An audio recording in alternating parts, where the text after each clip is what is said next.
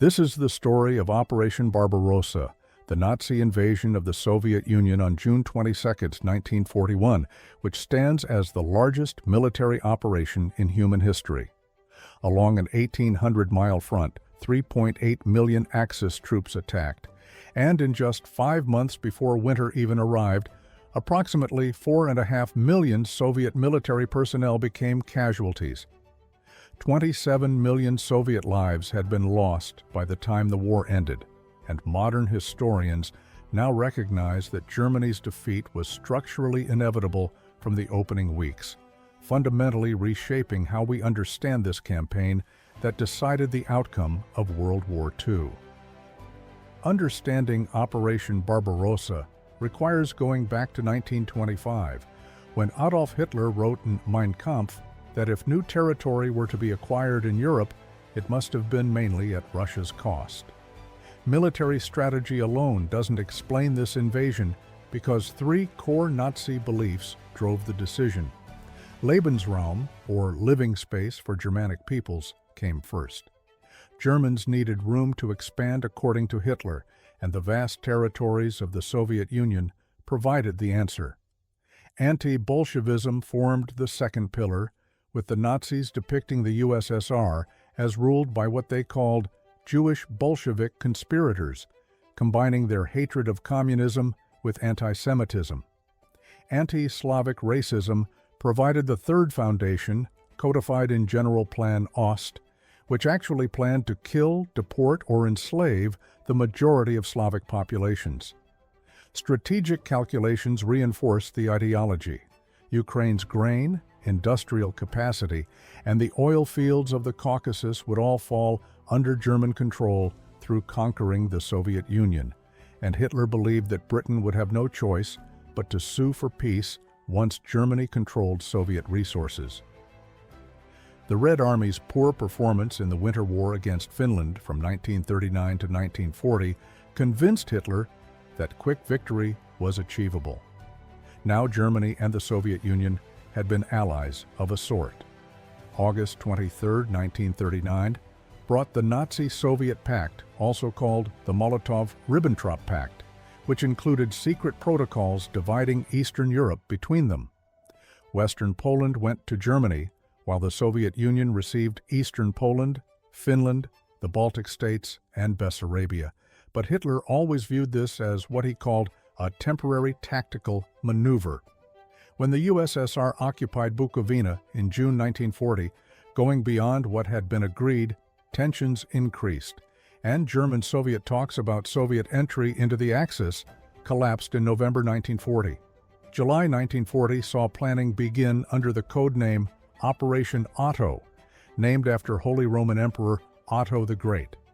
Hitler renamed it Operation Barbarossa in December 1940 after Holy Roman Emperor Frederick I, known as Barbarossa or Redbeard, who led the Third Crusade, and the symbolism was deliberate because German legend held that Barbarossa wasn't dead but sleeping in a cave, waiting to awaken in Germany's hour of greatest need. December 18, 1940 brought Hitler's signature on Führer Directive 21, which stated that the German Wehrmacht must be prepared to crush Soviet Russia in a quick campaign even before the conclusion of the war against England. Reaching what they called the AA line from Arkhangelsk to Astrakhan, approximately 1,000 miles into Soviet territory, formed the strategic objective. German planning went catastrophically wrong at this stage. Soviet strength was dramatically underestimated by German intelligence, which failed to detect the Soviet second strategic echelon of 57 divisions until after the invasion had already begun. Hitler's confidence appeared in his famous quote about only having to kick in the door and watching the whole rotten structure come crashing down. May 15, 1941 was the original invasion date, but the unforeseen necessity of invading Yugoslavia and Greece forced a 38-day postponement to June 22. Whether this delay proved decisive remains debated by historians, though many argue that June 22 was still early enough to reach Moscow before winter. March 30, 1941, brought the Barbarossa Decree, which sanctioned what Hitler called a war of annihilation. June 6th saw the Commissar order issued, directing the execution of captured Soviet political officers, and these weren't military documents, but licenses for mass murder. Reinhard Heydrich briefed the commanders of the Einsatzgruppen on June 17th, preparing the mobile killing units that would follow the army into Soviet territory. Operation Barbarossa deployed numbers that stagger the imagination. Between 3.8 and 4.5 million Axis troops attacked, with estimates varying depending on the source, but the consensus settling around 3.8 million. 138 to 153 German divisions marched alongside forces from Romania, Finland, Hungary, and Italy. Romania contributed between 250,000 and 350,000 troops. Finland mobilized around 500,000 total. The Italians sent 3 divisions, and Hungary contributed what they called a rapid corps of about 40,000 troops. Between 3,000 and 3,795 tanks rolled forward for the Axis forces, and between 2,500 and 4,389 aircraft took to the skies, representing 65% of the entire Luftwaffe's strength. Around 600,000 motor vehicles supported the advance, but here's what surprises most people. Between 625,000 and 750,000 horses also participated. The Wehrmacht depended more on horses than motor vehicles. 2,900 kilometers stretched the front, which equals 1,800 miles, or roughly the distance from New York City to Denver. 3 army groups organized the German forces. Field Marshal Wilhelm Ritter von Leeb commanded Army Group North, tasked with capturing Leningrad and the Baltic states, while Field Marshal Fedor von Bock led Army Group Center toward Minsk, Smolensk, and ultimately Moscow. Army Group South, under Field Marshal Gerd von Rundstedt, aimed to take Kiev, Ukraine, and push toward the Caucasus. Heinz Guderian, known as the father of the Panzers, and Hermann Hoth, whom soldiers called Papa Hoth, commanded key units. Soviet forces in the western military districts directly in the invasion path numbered between 2.6 and 3.3 million troops. 2.6 million represented just the first strategic echelon, and the Germans didn't know about the additional forces behind them. Across the entire USSR, total Red Army strength reached 5.3 to 5.5 million. Here's the disparity that would shock Hitler later. Between 11,000 and 15,470 tanks sat in the western districts alone, creating a 4-to-1 advantage over the Germans. Around 23,000 tanks existed across the USSR in total. 10,775 aircraft filled the western districts, making it the largest air force in the world, and between 29,675 and 33,000 artillery pieces awaited deployment. Hitler would later admit that if he had known about the Russian tank strength in 1941, he would not have attacked. Most Soviet tanks were obsolete models, though, with fewer than 1,000 of their new T-34 and KV-1 tanks available, which were far superior to anything the Germans had, but most of their armored force used outdated equipment. Stalin's Great Purge from 1937 to 1938 had devastated the Soviet military, seeing 90% of generals executed, imprisoned, or dismissed. 36,671 officers in total were affected, including Marshal Mikhail Tukhachevsky, the leading advocate of mobile warfare.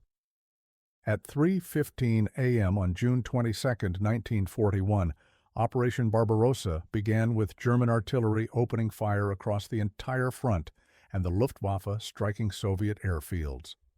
A single day saw the Luftwaffe destroy approximately 1,489 Soviet aircraft, with most caught on the ground. That night before the invasion holds a remarkable story.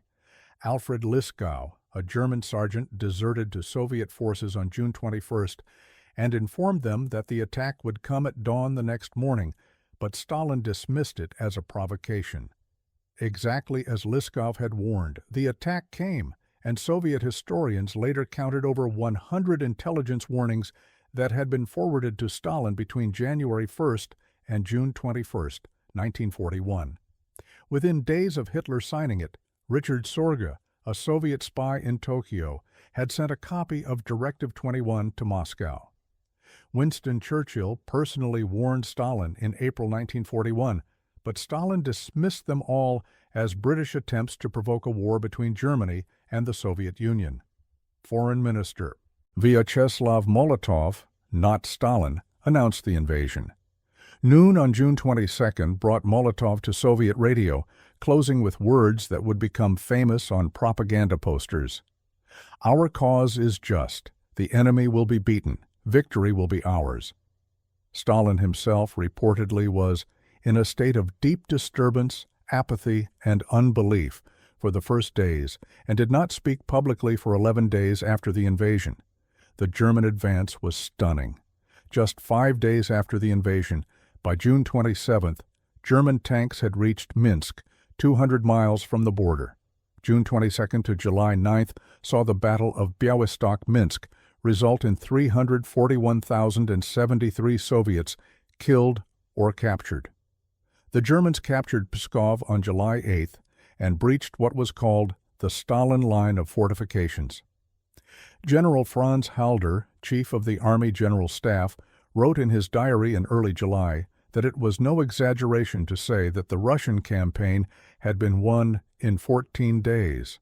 Joseph Goebbels, the propaganda minister, said before the invasion that the Führer thought the action would take only 4 months, and that he thought even less, with Bolshevism set to collapse as a house of cards.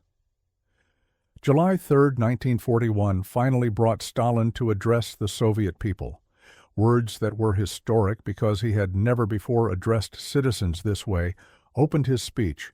"Comrades, citizens, brothers and sisters, soldiers of our Army and Navy, to you I turn, my friends." Pravda published this speech, marking the beginning of Stalin positioning himself as a wartime leader. Mid-July saw German forces fighting the Battle of Smolensk, which would last until September 10th. Smolensk itself fell on July 16th, and by August 5th, the Germans had captured 600,000 Soviet prisoners of war there. Only 200 miles now separated them from Moscow. Something the German High Command hadn't anticipated was happening, though. Soviet resistance proved unpredictable and often ferocious. General Gotthard Heinrici wrote in a private letter in 1941 that the Russian was completely unpredictable in his behavior during these battles, one moment fighting bravely as never before, and then again wandering through the woods and allowing himself to be captured. Brutality followed the chaos. General Dmitry Pavlov, commander of the Western Front defending Belarus, was executed on July 22, 1941, exactly 1 month after the invasion began, which was Stalin's way of dealing with the military disasters. Hitler made a decision on July 19, 1941, that historians would debate for decades. With his forces 200 miles from Moscow, he chose to divert army groups to the south toward Kiev and the north toward Leningrad, instead of pushing directly for the Soviet capital. His generals at OKH, the Army High Command, argued strenuously for capturing Moscow, with Field Marshal Walter von Brauchitsch and General Franz Halder believing taking the capital was essential. But Hitler disagreed, wanting the economic resources of Ukraine and to eliminate the Soviet forces there. August 31st saw the Germans sever the last rail connection to Leningrad. September 8th brought the beginning of the Siege of Leningrad, which would last 872 days and ultimately claim approximately 1 million lives, making it one of the longest and most devastating sieges in history. Kiev now became the main focus. Guderian's 2nd Panzer Group and Kleist's 1st Panzer Group linked up at Lochwitza on September 16th, completing an enormous encirclement. September 19th brought the fall of Kiev, and when the encirclement was finally closed on September 26th, the Germans had captured between 452,700 and 665,000 prisoners, the largest encirclement in military history. A single battle cost the Soviets more men than the United States would lose, killed in action, during the entire Second World War. General Mikhail Kirponos, commander of the Southwestern Front, was killed on September 20th trying to break out of the pocket. Just 3 days after Kiev fell, September 29th saw 33,771 Jews murdered at Babi Yar near Kiev in one of the largest single massacres of the Holocaust. This was what a war of annihilation meant in practice. With Ukraine secured, Hitler finally turned back to Moscow.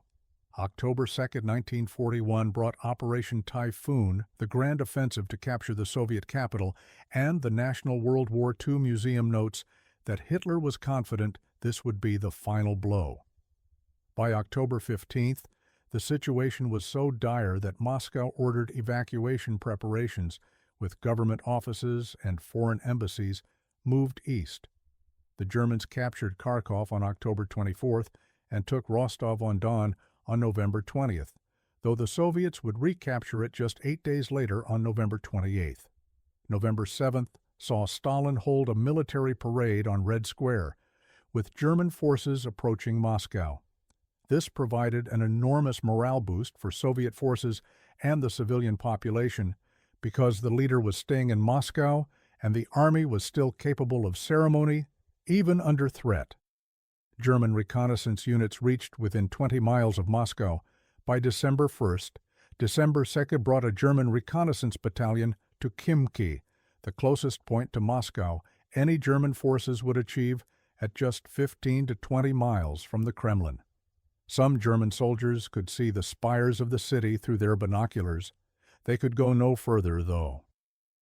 The National World War II Museum explains that German forces were simply exhausted because since June 22nd, the Wehrmacht had suffered over 734,000 casualties, representing 23% of their strength, before winter even truly set in.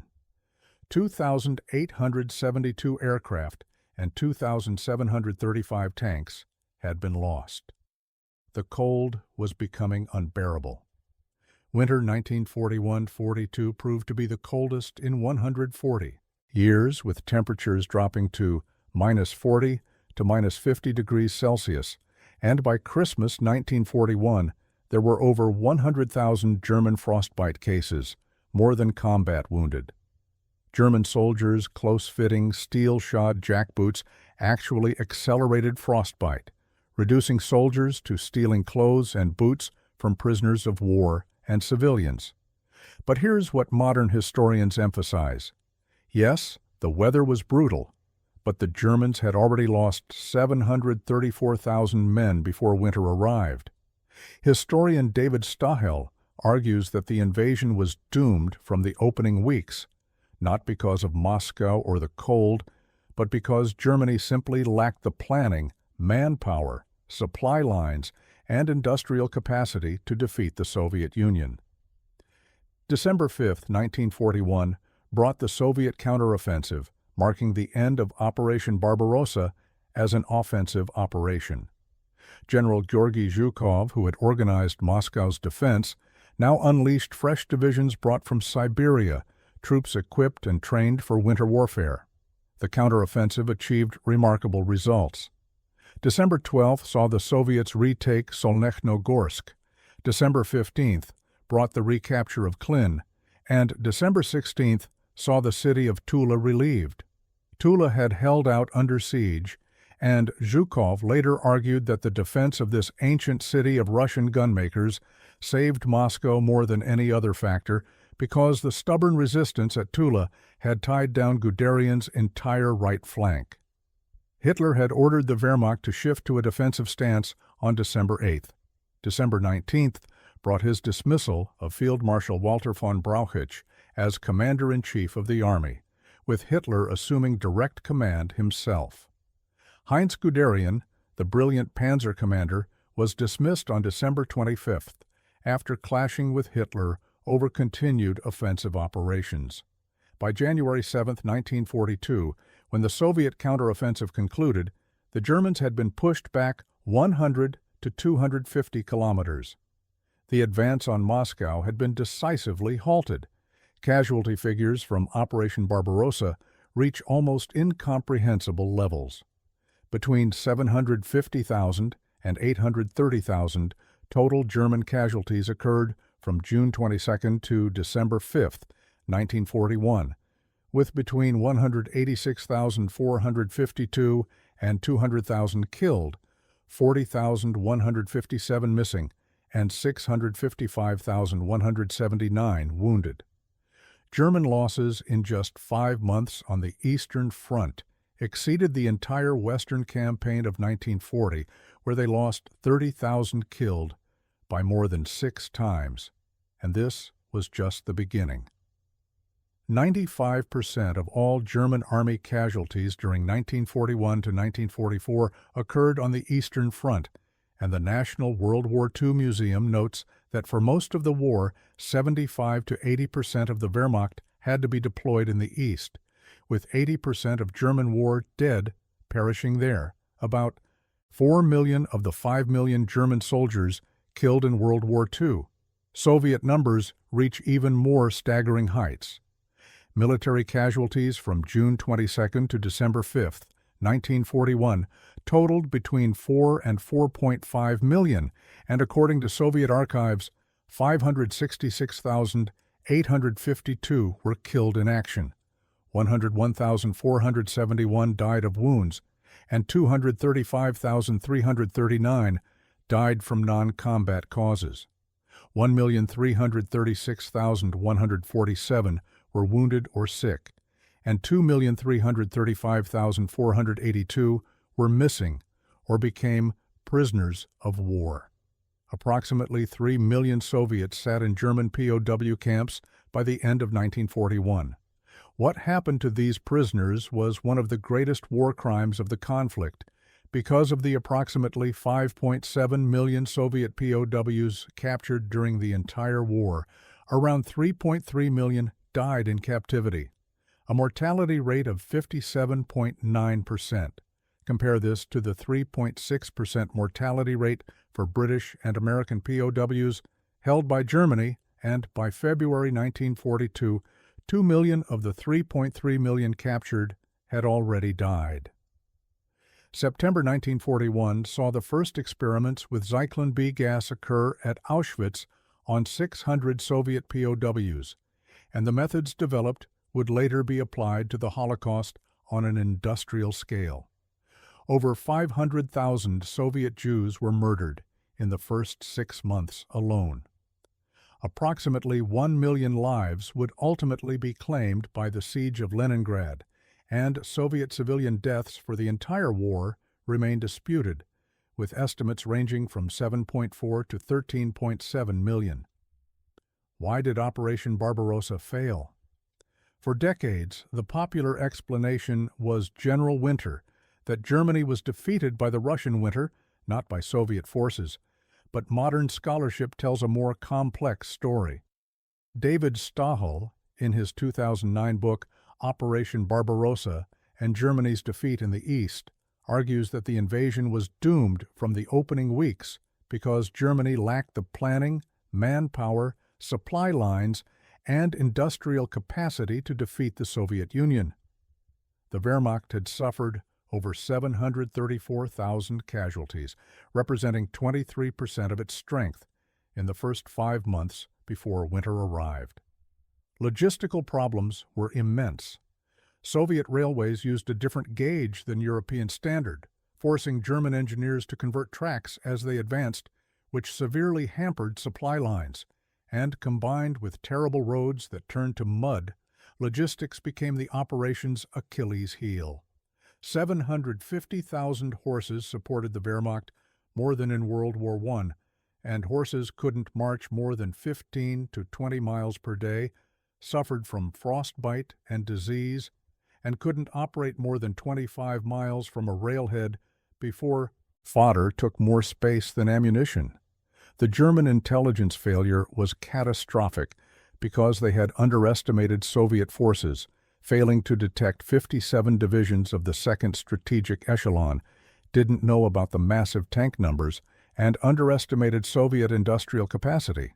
When the invasion began, the Soviets executed a massive evacuation of industry to the Urals, moving entire factories beyond German reach.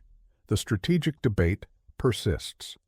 William Shirer and many German generals argued that Hitler's decision in July 1941 to divert forces to Kiev instead of pushing directly for Moscow cost Germany the war, with the Kiev encirclement proving tactically brilliant but strategically questionable because it delayed the Moscow offensive until October when the weather was deteriorating. Historian David Glantz suggests Moscow might not have been decisive anyway, as the Soviets had prepared extensive defenses and had reserves to commit. Over the decades, several myths about Operation Barbarossa have been thoroughly debunked by historians. The clean Wehrmacht myth, the idea that the Wehrmacht was an apolitical institution separate from Nazi crimes, has been demolished by modern scholarship. Historian Omer Bartov, in his 1991 book Hitler's Army, documented the ideological indoctrination of ordinary soldiers, and Felix Römer's research in 2008 found that over 80% of German divisions filed reports documenting the execution of commissars under Hitler's orders. The Wehrmacht exhibition from 1995 to 1999, viewed by 800,000 people in 33 German and Austrian cities, effectively ended this myth in German public consciousness. Another myth is the preventive war thesis, promoted by former Soviet intelligence officer Viktor Suvorov, who claimed Stalin was planning to attack Germany on July 6, 1941, making Barbarossa actually a preemptive strike. The overwhelming majority of Western historians reject this thesis. David Glantz, in his 1998 book Stumbling Colossus, The Red Army on the Eve of World War, showed that the Red Army was poorly trained, inadequately equipped, ineptly organized, and incapable of offensive action. Gabriel Gorodetsky, in his 1999 book Grand Delusion, found no indication that Stalin was planning to go to war against Germany. Operation Barbarossa's legacy continues to shape the world today. In Russia, it's central to national identity as the Great Patriotic War, with Victory Day on May 9th serving as the most important national holiday. President Putin uses the war narrative for political legitimacy, and recent memory laws have actually criminalized criticism of Soviet war conduct, while archives have become more restricted under the Putin government. Germany experienced a long period of denial and myth-making from 1945 through the 1980s. The Wehrmacht exhibition was a watershed moment in German historical consciousness, and the invasion is now acknowledged as a war of annihilation. German President Frank-Walter Steinmeier said on the 80th anniversary in June 2021 that 27 million people were killed, murdered, bludgeoned, starved, or left to die, and that these millions are not as deeply etched in German collective memory as their suffering and German responsibility demand. Modern historians agree on several key points. Barbarossa was a war of annihilation from its inception, not normal warfare. The Wehrmacht was ideologically complicit in Nazi crimes, not a separate apolitical force. German defeat was likely inevitable given the structural factors of manpower, resources, and industrial capacity. The preventive war thesis is not supported by evidence, and the Eastern Front was the decisive theater of World War II, where 80% of German war deaths occurred. When Operation Barbarossa began at 3:15 a.m. on June 22, 1941, Hitler believed he was launching a campaign that would last 4 months and bring Germany the living space and resources it needed to dominate Europe. But instead, he unleashed a catastrophe that would cost 27 million Soviet lives, destroy the Wehrmacht, and ultimately lead to Nazi Germany's total defeat. Operation Barbarossa's scale remains almost incomprehensible. 3.8 million troops attacking along 1,800 miles, 4.5 million Soviet casualties in just 5 months, encirclements capturing hundreds of thousands of prisoners at a time, cities besieged for years, and an entire war of annihilation that treated civilian populations as targets rather than bystanders. Modern scholarship has moved beyond the simple narratives of General Winter or Hitler's mistakes, because historians like David Stahel have shown that the structural problems, the logistics, the underestimation of Soviet strength, the lack of economic capacity, meant Germany was likely doomed from the opening weeks. The Wehrmacht's successes in 1941 were real, but ultimately meaningless because they couldn't achieve the decisive victory that was always necessary for Germany to win. For those of us old enough to remember the Cold War, Operation Barbarossa takes on additional meaning because the Soviet Union that stood as a superpower from 1945 to 1991 was forged in the fires of the Great Patriotic War. The suspicion of the West, the military doctrine, the national identity all traced back to June 22, 1941, and the years of suffering that followed, and understanding Barbarossa isn't just about understanding World War II, but about understanding how the modern world was shaped by one of history's greatest military disasters and one of humanity's darkest chapters. The German reconnaissance troops who reached Khimki in December 1941 and looked through their binoculars at the spires of Moscow couldn't have known they were seeing the high water mark of German conquest. Within days, they would be in retreat, and within years, the Red Army would be in Berlin. The door Hitler thought would collapse with a single kick turned out to be the entrance to Germany's destruction. And that's the real lesson of Operation Barbarossa, that ideology, overconfidence, and systematic evil are not the foundations of lasting military success. In the end, the rotten structure that came crashing down wasn't the Soviet Union, but the Third Reich itself. Retry Claude can make mistakes. Please double-check responses.